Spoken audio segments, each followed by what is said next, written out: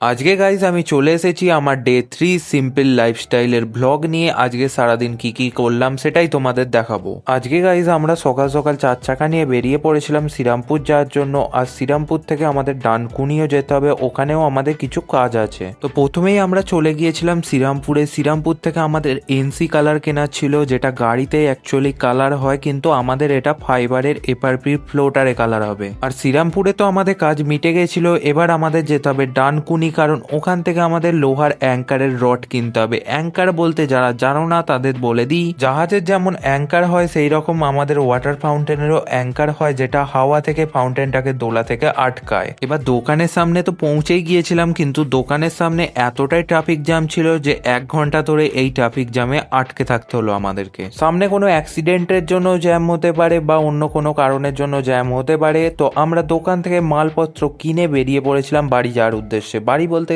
অফিসে যেতাম, অফিসে গিয়ে কালারগুলো রেখে তারপর আমি যাব লাঞ্চ করতে। আর আমরা অফিসে পৌঁছাতেই আমাদের রঙগুলো নিয়ে কালার করা শুরু হয়ে যায়। আর আমি চলে গিয়েছিলাম দুপুরবেলা বাড়িতে খেতে, খাওয়া দাওয়া করে আবার তাড়াতাড়ি অফিসেও যেতে হবে, কারণ ট্রান্সপোর্টের গাড়িতে মাল লোড করার ছিল। আর সন্ধেবেলা আমি বাড়িতে এসে আমাদের গ্লাস ফাউন্টেনটা চালিয়ে দিয়েছিলাম। এটা অনেকটা ওয়াল ফাউন্টেনের মতো, এর ডিটেল ভিডিও আমি পরে দেবো। আর সন্ধেবেলা বসে পড়েছিলাম চা পাউরুটি দিয়ে টিফিন করতে।